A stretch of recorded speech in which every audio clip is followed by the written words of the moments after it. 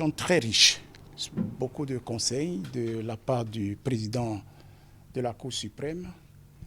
Nous avions expliqué au président la mission dévolue au Haut Commissariat à la prévention de la corruption.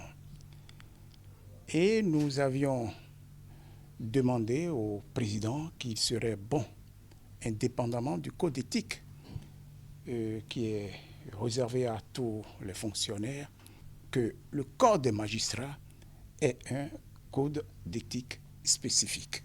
Et c'est avec grand plaisir que le président de la Cour abonde dans notre requête, accepte de nous accompagner pour l'élaboration de ce code d'éthique spécifique, je dis bien spécifique, au corps des magistrats. Avec le président de la Cour suprême, nous avions évoqué aussi les prochaines élections générales qui doivent se tenir en 2026. Comme vous le savez, la Cour suprême, c'est le juge du contentieux des élections communales et municipales. Nous avons cherché à savoir si les dispositions idoines sont en train d'être prises pour que nous puissions avoir des élections apaisées dans notre pays en ce qui concerne les élections communales, les élections municipales qui touchent la Cour suprême. Et c'est encore avec grand plaisir que le président nous annonce que ces dispositions sont en train d'être prises pour que nous puissions avoir des élections apaisées. Former un tandem avec les officiers de police judiciaire pour lutter efficacement contre les violences basées sur le genre, c'est la raison de la descente de quelques membres de l'Institut national de la femme dans le Borgou. Les deux parties ont donc échangé pour instaurer les bases de leur collaboration pour la défense des filles et des femmes. Kola Olebiaou pour les précisions. Cette rencontre mobilise les officiers de police judiciaire venus de toutes les communes du Borgou. Objectif, les outiller dans la dynamique d'un meilleur partenariat pour la cause de la femme au Bénin. L'objectif de cette séance est d'améliorer la prise en charge des femmes et des filles victimes de violences basées sur le genre. Tout au long de la journée aujourd'hui, nous allons vous présenter l'Institut national de la femme à travers ses missions, ses attributions, ses domaines de compétences. Nous irons ensemble sur le cadre législatif qui fixe la gestion des violences basées sur le genre. Nous allons échanger autour de vos différentes difficultés et des pistes de collaboration entre l'Institut national de la femme et la police républicaine, notamment les officiers de police judiciaire. L'autorité préfectorale salue les efforts de l'Institut dont les résultats, selon lui, sont palpables sur le terrain. Je voudrais, à titre d'exemple, saluer la création de l'Institut de la femme depuis quelques années et qui actuellement est en train d'avancer pour améliorer les indicateurs de protection donc, de la femme dans notre pays. Et tout ça a permis aujourd'hui d'améliorer les indicateurs. Puisque par le passé, c'est que la femme était vraiment reléguée au dernier plan et victime de toutes sortes de violences. Sani Biobaye invite les officiers de police judiciaire à s'imprégner de la formation en vue de contribuer à redorer le blason de la femme dans la société. Le sous-projet Maintien des filles à l'école des zones nord et sud du projet Suède-Bénin s'achève sous peu. En attendant, les différents consortiums impliqués dans sa mise en œuvre se retrouvent à Dassazoumé pour un atelier national de capitalisation. Occasion pour les participants de faire une analyse bilan des activités menées sur la période 2022-2024. Les précisions avec Pierrette Anayossi et Kandel Kakou. Distribution de kits scolaires, transfert monétaire et attribution de bourses d'études ou encore organisation des cours de renforcement. Voilà des actions mises en œuvre par Kera Bénin Togo et Educo Bénin dans le cadre du sous-projet Maintien des filles à l'école dans les zones nord et sud. Principalement dans la zone nord, le décrochage des filles, c'est vraiment une réelle préoccupation. Nous avons réellement travaillé à réduire le nombre de filles qui décrochent pour amener ce taux à 97%. On avait un taux de maintien de filles de 15%. Désormais, beaucoup quand même parmi elles sont maintenues dans le système scolaire. Ce projet a impacté tant de filles, 17 500 filles dans la zone sud et 12 500 filles dans la zone nord. Imaginons un peu ces filles-là qui, par les moyens, la pauvreté, la vulnérabilité, se voient leur vie hypothéquée. Au cours de cet atelier, donc, les participants vont faire le point des actions menées dans le cadre du sous-projet Maintien des filles à l'école, un programme phare du projet Soued Bénin en cours d'achèvement. Il est nécessaire de pouvoir faire un point pour répertorier tout ce que nous avons fait de bon. Qu'est-ce qui a été difficile? Quelles leçons pourrons-nous tirer? Nous avons fait de bons chemins. Et il est quand même de bon temps que nous asseyons pour échanger afin de pouvoir rendre disponible un document d'orientation pouvant permettre à tout autre acteur, à tout autre partenaire de mener à bien une intervention au profit des filles, surtout pour le maintien des filles à l'école et pour le bonheur de notre pays. La particularité de cet atelier, c'est vraiment de pouvoir tirer le son, d'analyser vraiment les limites de la stratégie d'intervention et de pouvoir, sur la base de recommandations assez stratégiques, proposer des actions phares pour des initiatives futures. Au terme des travaux qui durent 72 heures, un document de capitalisation des acquis du sous-projet Maintien des filles à l'école courant 2022-2024 sera élaboré. Écho de la deuxième session ordinaire du Conseil départemental de concertation et de coordination dans le Mono. Plusieurs sujets qui touchent à la vie sociale, économique et culturelle des communes ont meublé les 3 communications déroulées au cours de la séance. Evariste Zomoron et Samirat Tchabimane.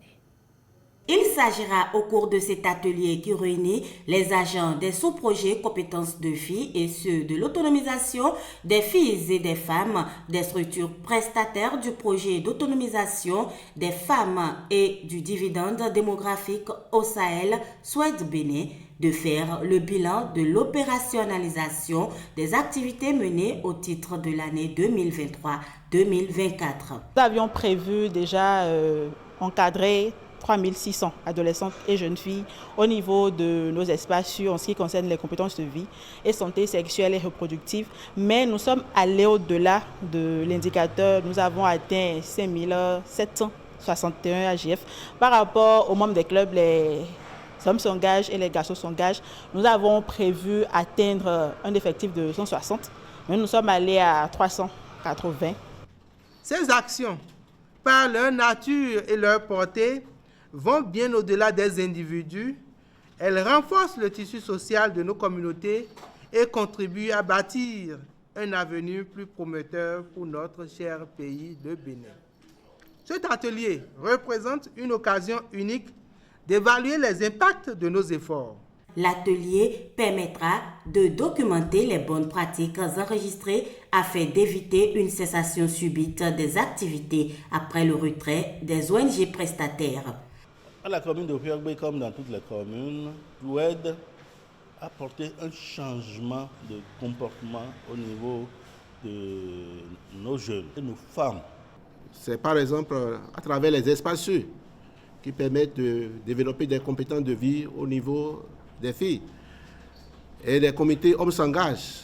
Et le plus important, c'est la pérennisation des acquis. Le projet n'est pas éternel. 187 comités de suivi et de pérennisation des acquis auront pour mission d'accompagner le projet Soued dans la préservation et la capitalisation de ces différentes expériences.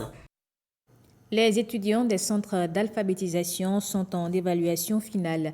Un programme mis en œuvre pour accompagner les artisans béninois. C'est le ministre des Enseignements secondaires, techniques et de la formation professionnelle qui a procédé au lancement des épreuves à Natitengo. Jean-Claude James et Yves Agodopessi. Ces candidats sont évalués dans 13 langues. Sur la ligne de départ, 17 277 candidats, dont 10 172 femmes, tentent de tirer leur épingle du jeu. L'effectif cette année est plus élevé que l'année dernière. L'année dernière, nous étions à 10 020 candidats. Nous avons une croissance de 41,26% au titre de cette année. Et l'objectif, c'est tout faire pour doubler cet effectif parce que Nous en avons la possibilité, nous en avons la capacité. L'alpha va impacter surtout les femmes qui sont allées peu ou pas à l'école. Et dans les salles aujourd'hui, vous-même vous avez constaté avec nous que nous avons plus de femmes que d'hommes. Au terme du processus, les apprenants de la première année passeront en classe supérieure et ceux de la deuxième année seront déclarés alphabétisés selon les résultats. Depuis quelques années, nous ne faisons pas forcément de l'alphabétisation de masse. Non, c'est vraiment orienté vers l'artisanat. Et l'alphabétisation, pour nous, c'est un outil pour soutenir nos artisans. Voilà pourquoi nous parlons d'alphabétisation fonctionnelle. Et à ce niveau, je voudrais dire merci au nom du gouvernement à nos partenaires, notamment la coopération suisse. Très positive, je suis impressionnée par le nombre de candidates qui sont très majoritaires et quelques candidats. Donc c'est vraiment très encourageant. On voit qu'il y a un engouement et un besoin. Et on est heureux, la Suisse, à travers son programme d'appui à l'alphabétisation, est heureuse de concourir aux efforts du gouvernement béninois pour promouvoir cette alphabétisation fonctionnelle. Les candidats viennent de 4 départements, Borgou, Alibori, Atakora et Donga. Ils sont répartis dans 662 centres. Et puis en sport, 5e journée des éliminatoires de la CAN Maroc 2025. C'est le jour J pour les Guépards. Ils affrontent tout à l'heure à 20h les Super Eagles du Nigeria. Hier s'est tenue la traditionnelle conférence de presse d'avant-match. Le sélectionneur Guénotro était accompagné du capitaine Steve Mounier pour répondre aux questions des médias. Mathieu Sokenou et Blaise Adampo. Ils ont le sourire à l'heure de peaufiner les derniers réglages, à moins de 24 heures d'affronter les Super Eagles du Nigeria. Les Guépards finissent la préparation du match dans la sérénité. Sous la houlette de Guénodror, le travail s'accentue sur la tactique, un aspect qui va être l'une des clés de la rencontre. La clé, ça sera certainement une bonne organisation. Ça sera aussi que notre défense nouvellement composée se comporte bien.